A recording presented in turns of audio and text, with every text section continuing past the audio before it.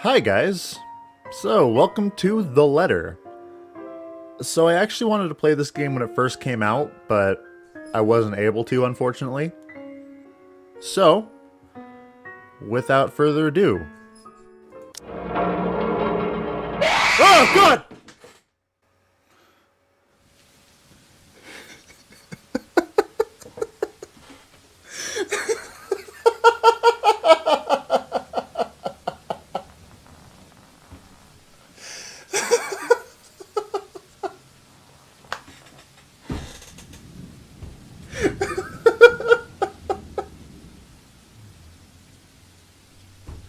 We're off to a great start, guys. The Ermengarde Mansion. It was built for Lord William and Lady Elizabeth. I'm sorry, I just have to say, my volume was up ridiculously high. Okay. It was built for Lord William and Lady Elizabeth Ermengarde of Luxbourne, humble ambassadors of peace beloved by their people. Both were well known for their compassion and generosity, never failing to extend a helping hand to anyone in need. Under their influence and wealth, what was once a small, sleepy village grew to a prosperous, bustling town. However, the seasons of joy eventually ended when the good nobles perished at the hand of a great plague. Their riches and legacy were henceforth passed on to their only child, Lady Charlotte Ermengarde. The mansion has stood since the 1620s, a witness to a very long history of joy and pain. After Lady Charlotte committed suicide, the great house was eventually left uninhabited. And that is when it began. Surrounding villagers spoke of seeing and hearing unearthly things, of cries and howls that filled the nights and hearsay of a mysterious woman roaming in the hallowed halls aimlessly.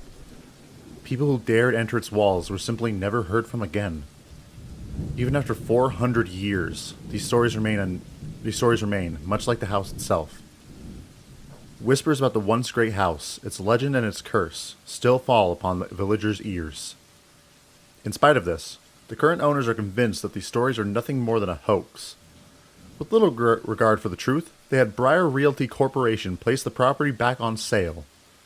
Like Pandora's box, the secrets that lie inside awaited to be discovered by brave souls. No matter what happens, take care not to be consumed by the curse. Good luck.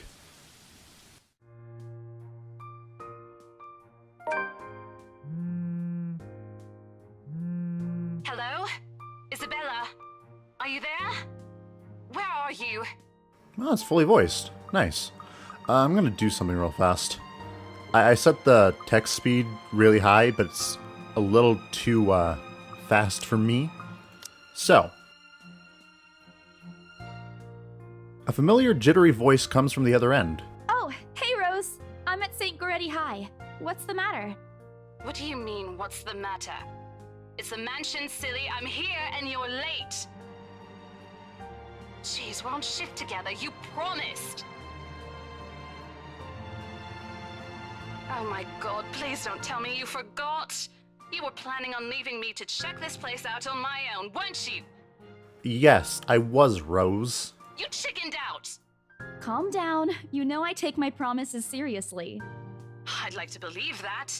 So hurry up and get here. This place is huge. A bit too quiet since no one's lived here since, like, forever, but beautiful nonetheless. Okay. Why are you so surprised? This isn't the first time you've been there. Oh, so we must be the realtors. Gotcha. I know. I just wish I could live in a place like this. Oh, we have a journal. Hold on.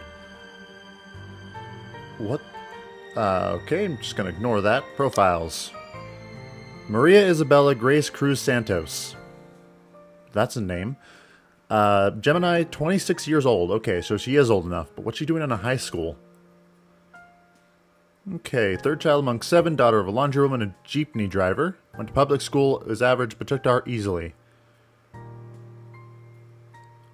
Okay, it's been 5 years since she met her neighbor Rebecca. She met Ashton during an unfortunate incident involving her first sale of Delaware Court, and later Zachary through him. Okay. It really takes my breath away. Yeah, well, I wouldn't be so sure about that. Not after the rumors that say it's haunted. Jeez, never mind those rumors. Ghosts aren't real after all. And even if they are, which they are not, they can't do anything. They're nothing but spirits. You don't know that. They might be listening or watching right now, and they might not be happy with you enough to curse you. Mm-hmm. No offense, sweetie, but that's a bit of a stretch. Believe it or not, it's better to be careful. Right. You know, not every property we sell will end up with a dead body stuffed in a sofa. Implying there was once one that had a dead body stuffed in a sofa? And I think that mansion is where we'll likely find another one. I can feel it. What have you people seen? That was one time, Isabella. Loosen up. What's a dead body now and again? Come on, I've seen several in my lifetime. And one of the same person multiple times. Wait, just get here ASAP, please. I'm getting bored being here on my own. Fine, fine. Let me just finish up here. I'll be right there soon. Okay, see you. Bye. Bye! She hangs up before I can respond. Rose, still charming as ever. Who was that? I look up from my phone to see Becca, giving me a questioning look. Oh, that? It's just Rose. Oh my god, she's breathing. It's weird. Rose? The one you said who trained you for your job back when you started? It's weird seeing her mouth move. You're working together again? Just for this property. We've been scoping out that big mansion down Anselm Village after the renovations. Today's sort of its grand opening to the public. The RC wants to give it one last check before we let potential buyers tour it this afternoon. Alright. Oh, wait, mansion? That big spooky one you've been telling everyone about? Yes. Didn't you keep saying how it just gave you the creeps? You actually went there? And you're going back? Correct. Well, I did promise Rose I wouldn't ditch her. And besides, a job is a job. Gotta do what you gotta do to make a living. Correct. As soon as those words leave my mouth, Becca lets out a soft chuckle. What's so funny? Nothing. It's just that I didn't expect you to say that. Coming from you, it sounds so out of character. I mean, no offense, but you've been freaking out about the place being creepy ever since you got assigned to it. Cursed rumors and all. I honestly thought you'd back out. Not all the time. I could really use a huge amount of cash right now, and this is just the fastest way to get it. Plus, listen to this. Briar Realty wants it sold as soon as possible, and the agent who lands the deal is going to get a huge bonus. They never give bonuses like that. Getting that would make life so much easier. They're desperate, I'm desperate, it's perfect. Ah, so you're starving. So am I. A sympathetic look crosses her face. You know, if you're really in urgent need of money, you could have just asked me. Or Ashton. We can always let you borrow, and you can pay us back whenever. That's how friendships break, I'm sorry. I have to keep myself from groaning out loud. In the years I've known her, I can already tell what to expect when she has that expression. Becca! I've noticed that you've been living off instant noodles these past few weeks. What's wrong with that? She crosses her arms and grimaces at the thought. Her voice slightly raises as she begins to scold me. Instantly, I am reminded of why Becca excels at teaching boisterous teenagers. Stop eating junk. They're cheap, but they're not good for you. You'll definitely end up in the hospital if you keep at it. Okay, here we go again. You're not my mom! I press my lips together and roll my eyes at her. I'm not entirely sure how I should feel whenever she goes on her mother hen mode. I mean, she means well. I'm glad someone's looking out for me, especially with my family living on the other side of the globe. But Becca's bossy attitude can be such a pain at times. She's more overbearing than Mama, and that already says a lot. You're not my mom! I didn't say I am. Oh, did I offend her? Nope, but you're acting like one. You don't need to boss me around all the time. She gives me a completely unimpressed look. Immediately, I brace myself for another round of reprimands from her. I'm not bossing you around. I'm just telling you to at least mind what you're eating. No. Remember what happened last year? You ended up bedridden for 2 weeks after eating something bad, and I ended up having to listen to you cry about how those absences would take a huge chunk out of your paycheck. Do you want that to happen again? No. No, Mom. Exactly, Isabella. Only a loud, frustrated sigh comes from her while she pinches the bridge of her nose. likely to help ease a headache starting to form. I bite my lip to keep myself from laughing out loud at the image she makes, expecting her to say more. But when at last she looks up, she's simply carrying a resigned expression on her face. I'm serious. Not my mom, Rebecca. Maria Isabella Grace. How dare you use my full name? I shut my mouth after that. Although I know she's not really angry, I don't want to push it. An angry Becca isn't someone I'd like to cross paths with in my lifetime. I've seen it happen, and it wasn't pretty. Yeah, I'll stop. I grumble, but she doesn't seem to care much, only giving me a small acknowledging nod. Good. Okay. Look, if you need anything, tell me and I'll help in any way I can. You don't have to do this alone. Thanks, Becca. I really appreciate it, but you don't need to keep babying me. Yeah, I'm 26-year-old. Mom. You've been taking care of me since after I moved here. You have to take a break sometime. And before you ask again, no. You know I'm not a fan of borrowing money. And I'm not going to ask you to give me what you earned hard for yourself. You and your pride. But suit yourself. The offer stays on the table, though. Awesome. I nod in response, if only to get her to drop the topic. But I'm pretty sure I'll never take that offer. Ever. God, what the hell's wrong with me? It has nothing to do with pride. I've simply seen plenty of times how friendships can take a turn for the worse just because of a few unpaid debts. Keep this in mind, ladies and gentlemen. I don't want something like that to happen between me and Becca. We may argue about a lot of small petty things, but she already feels like a real sister to me. I don't want to lose that friendship over something so trivial. Becca's movements, when she takes a quick glance at something behind me, snaps me out of my thoughts. Well, enough chit-chat. Lunch is ending, and my students will be back any minute. We can catch up later. Why am I just allowed to walk into the school, now that I think about it? Good luck with your clients. You better treat us to lunch or something if you get that sale. You bet! With a small smile, she returns to a desk and begins sifting through pages of a rather thick history book. She's probably working on next week's lesson plan. Or trying, at least. Her eyes are distant, she doesn't seem too attentive to whatever's on the page. As if she heard my thoughts, Becca starts coughing heavily. Her hand hastily goes to her mouth to stifle the sounds. Oh, I see. So you're gonna get on my case for eating bad food. But you're sick. And this is precisely why I followed her here. For someone who makes a habit out of worrying about other people, Becca sure forgets how to take care of herself. Hey, you sure you can manage on your own?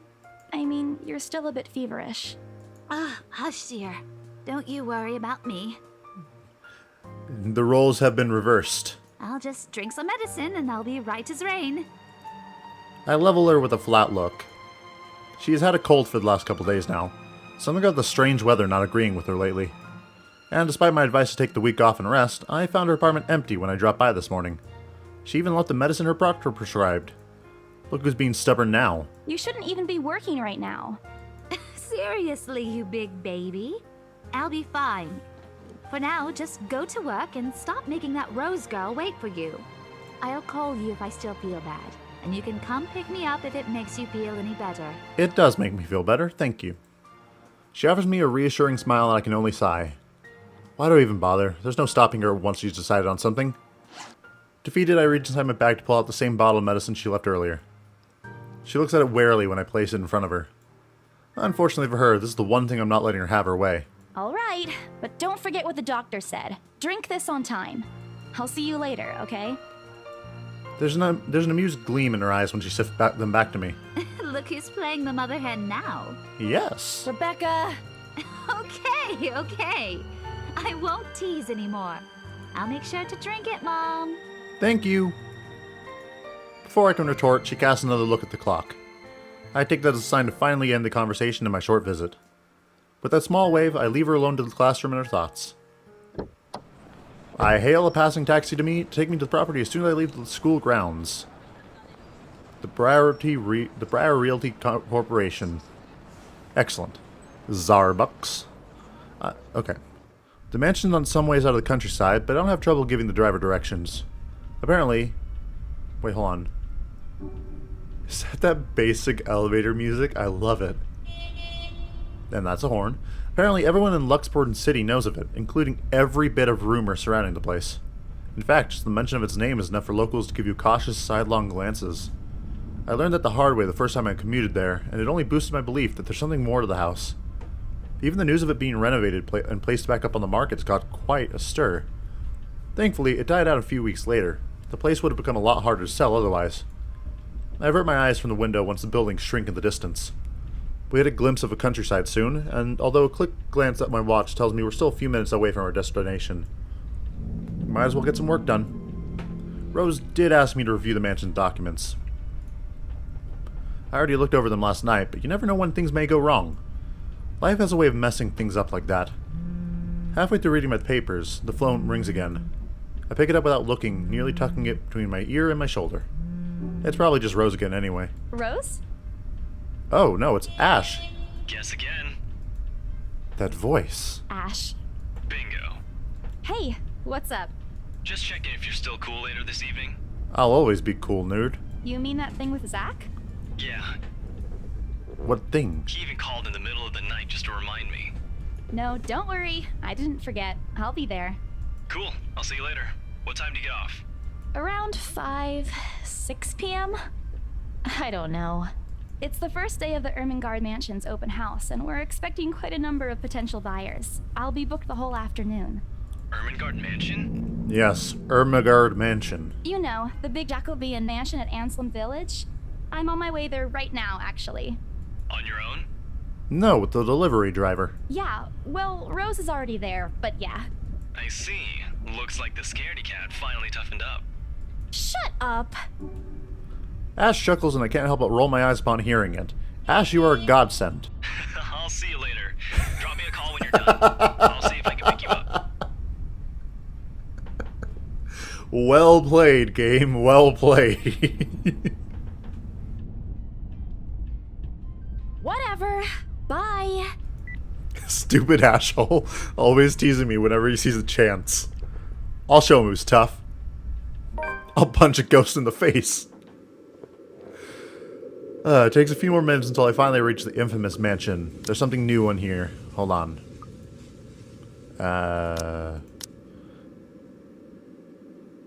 Okay. On the way to the mansion, Isabella received a phone call from Ashton Frey, reminding her of Zachary Steele's movie premiere that night. Alright. I have to admit, the entire property does look wonderful from the outside. Yet, despite all of this, it does nothing to hide the fact that something is just wrong. The surrounding area is unusually silent, and only the rustling of the leaves can be heard as the occasional breeze passes. While Anselm Village is just a few miles away, everybody keeps their distance on purpose. Perhaps just out of fear, the horror of falling under the mansion's curse. Somehow, it makes me feel sad.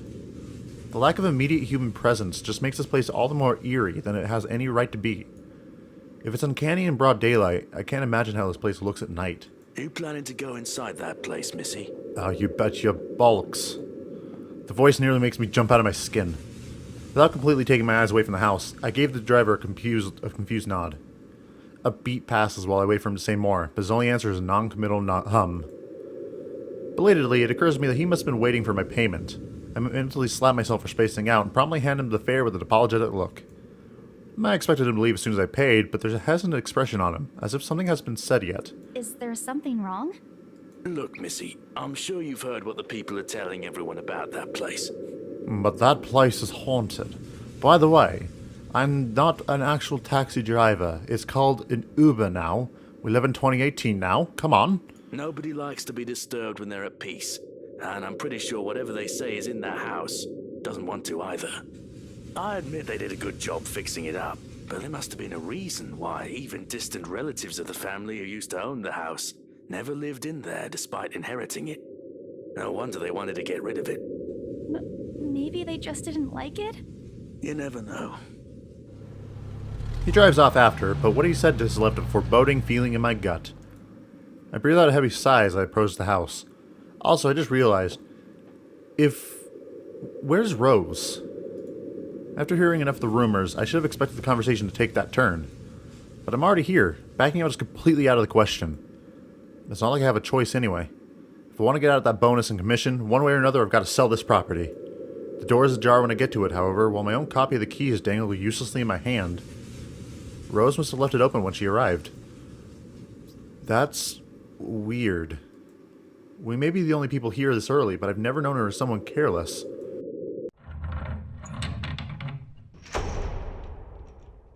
Okay. Entering, what greets me inside leaves me gaping. They cleaned every corner, waxed the floor, dusted the antiques, searched every nook, cranny, crevice, and made it spick and span. All for the sake of making the mansion more enticing to the modern-day lords and ladies. But no matter how hard they try, the mansion still looks as soulless as ever. Although it's going to eat you alive. If you ask me, they should have just listened to what other people have been telling them and leave this place alone. Some things in this world are better left alone, never to be disturbed again. Rose? I call out. Rose, I'm here. Where are you? Okay. My voice echoes softly throughout the hallways. Who am I kidding? In a place this big? I don't think she'll hear me no matter how deafening the silence is. She could be all the way on the other side of the property for all I know. Quickly I reach for my phone and dial her number. But... The number you have dialed has not been recognized. Please check and try again. No. That's not how that works. What do you mean has not been recognized? We were just talking a while ago. It's not like she was eaten by the house, right? Or maybe the ghost did hear us talking and spirited her away. Right? Right? No, Isabella, don't be ridiculous. She probably just wandered deep into the house and lost signal or something. But it wouldn't say, doesn't recognize the number. It would say, cannot reach, or out of service, or something. I dial her number again, hoping the call will connect this time. The number you have dialed has not been recognized. Please check and try again. But to no avail. Oh boy. I have a very bad feeling about this. Rose? If you can hear me, please come out. Come on, Rose! This isn't funny! You know this place gives me the creeps. If I'm going to be honest, if any of my friends were in this mansion and I had to look for them and they were just gone, I couldn't reach them, as good of friends as I am with you, I'm just turning around and walking out of here. I'm sorry, guys. Rip every one of my friends if they go to a haunted house with me and they get kidnapped. No answer. This isn't going to work. This place is big. She could be anywhere. I need to start looking for her. I take a deep breath before venturing deeper into the mansion. Taking a couple of steps forward, I notice something move above the grand staircase. What the hell? Rose? Rose, is that you? I didn't see anything. Not funny. I'm leaving you if you don't come out. I didn't see anything. Not coming out, huh? Fine, I'm going. Okay, that's a lie. She's my friend. I can't really leave until I know she's alright. Growing desperate, I try to contact her number again. Come on, please give me something. Please, Lord. Finally. Hello? Hello? Rose, I'm here at the mansion. Where the hell are you? She doesn't respond. There's also heavy static coming from her side. I sincerely hope it doesn't get cut off again before I can get an answer from her. Rose, come on. Where are you? A few moments pass until the static eventually starts to quiet down. I'm attic. What? The attic? What?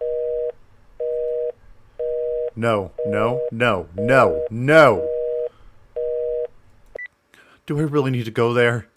With how deep inside the mansion the attic is, there's barely any signal there. No wonder I couldn't contact her. But why is she there? Out of all places, she just has to make me go fetch her in the creepiest room of this place. Is she doing this to get back at me for being late? Whatever, I'll just go. The sooner I meet up with her, the sooner I'll feel better about being here. I carefully make my way up the staircase. My legs wobble as I mentally curse the fact that I've chosen real estate, instead of picking a career that doesn't involve strange abandoned houses. Upon reaching the top, the grand hallway meets me. That door is open? No. No! It branches out to the two major wings of the mansion, the east wing and the west wing. There are two attics here, one on each side. But the east one has been converted to a storage room of sorts, and somehow I find it least likely for Rose to wander there by herself. Besides, she never really did like going into stuffy storage rooms. So I head towards the west wing first, where a simple wooden door at the end of the hall opens to a small room. Inside, another set of steps leading to a second attic. Unlike the grand staircase, though, the stairs of the attic are steep and narrow, made of old stones and covered in a thick coating of dust that kicks up in the air with every step. Thank God it's still daytime. If it wasn't for the light streaming through the door behind me, I might easily stumble and fall. With how old the place is, there are no light fixtures to illuminate the cramped passage up. Why didn't they bother to add one here when they renovated? Escapes me. Sheesh, they did it with the rest of the house. A small bedroom welcomes me at the end. No, no, no, no, no, no, no, no, no. Can you tell I'm not good with horror games? Looks exactly like it did the last time I've been here. Full of dust, worn out, and faded by time. Odd. I thought they cleaned everything. Did the crew miss this room? Cleanliness is the least of my concerns right now. The more pressing matter is Rose. She's not here. Was I dreaming when I talked to her a while ago? Did I mishear her? No, it couldn't have been a dream. After all, the creepy ambience of the estate is doing such a remarkable job of making me stay awake at work. Alert and awake. And I'm sure she said she's here. Is this a prank? Or maybe that phone call was Rose's last message to me before the curse got to her. Shut up, brain. You're not helping. Don't make this scarier than it already is. But if she's not here, then where is she? Ah! What the hell was that? That's it. Can't do this anymore. Fuck this. Ending the video. We must have angered the spirits living here. I knew disturbing the mansion was a bad idea right from the very start. But nobody listened. See, be fucking realistic, they said. They think I'm a cuckoo because I believe in curses and ghosts and all that. Me and my outlandish backwater country beliefs. Look who's talking now. I've always strived to be a model employee, but not this time. No. I'm turning back for the sake of my sanity. Briar Realty can go find another agent who is more fucking realistic to tour people around this haunted house. Before leaving, I take one last look at the gloomy old room. Just to check. Huh? What's this? No! My worries about Rose's whereabouts must have caused me to miss it when I first entered the room. But there's clearly something on the floor. It looks like... A letter? Oh, no! Lying on the ground, just a couple inches away from my feet. Out of sheer curiosity, I lean down and pick it up. This is a bad idea, Rose. I mean, not Rose, Isabella. I don't like the angle this is at. Strange. I don't recall seeing this last time I was here. A few days back, me and a few other agents expected the mansion to prepare for today. I'd been the last to look inside the attic and leave, and this certainly hadn't been here before.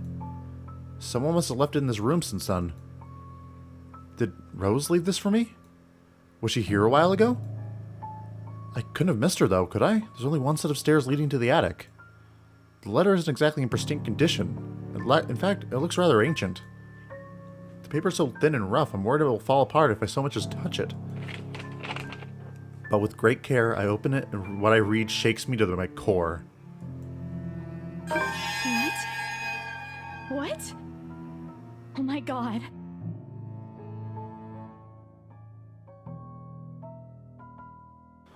Nothing but the words "help me" fills the page. All of it seemingly written with a crimson-shaded pen. Or blood. I gulp. The same phrase just goes on and on until...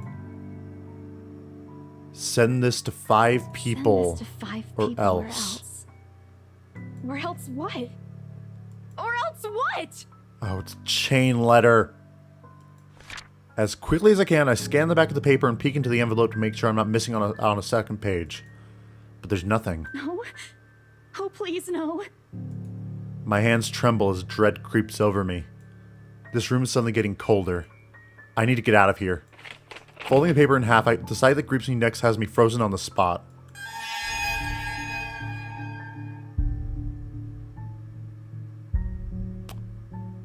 No, no, no, no, no, no, no, no, no, no!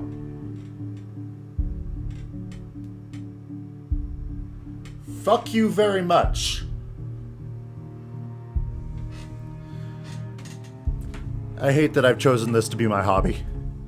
A pair of blood-soaked feet enters my field of vision, covered in gaping wounds with skin eaten away to reveal flesh, bone, and all manner of things that one isn't meant to see. It's too much. All of it is too much. I want to cry, call for help, but the words catch in my throat. Even my feet won't move, completely paralyzed out of terror. Lord, please help me. If I close my eyes and pray, dead will I be. But if I'm brave and look up, I'm gonna scream again. We didn't come here to die. I hate myself. I need to face it. Whatever these feet belong to, I need to face it. And if I'm going to die, if they're going to kill me, at least I'll know what my killer looks like. A cold comfort. So with a deep breath, I summon every ounce of courage I have left in me and shift my gaze upwards. Ah! No. Please, don't hurt me. Oh, sweet baby Jesus. Without thinking, I scramble towards the door. I struggle to open it, but it won't budge. Stay away! Go away! Please, Lord! Make it go away! Why now? Why won't it open now? My heart sinks as reality draws in. I'm locked in. Locked in with that thing. Let me out! Let me out! Lord, please, let me out! It slowly approaches me as I wrench the doorknob violently back and forth. Ah! What? What? No! No! No! No! No! No! No! No! No! No! No! No! No! The door finally swings open. I couldn't have been happier. Go! Go, child! Flee! Wasting no time, I leap out of the door and don't look back. My feet pound against the floor in rhythm with the loud, fast beating of my heart. By the time I run past the hallway and find myself atop the grand staircase, my chest feels so tight like it's going to burst.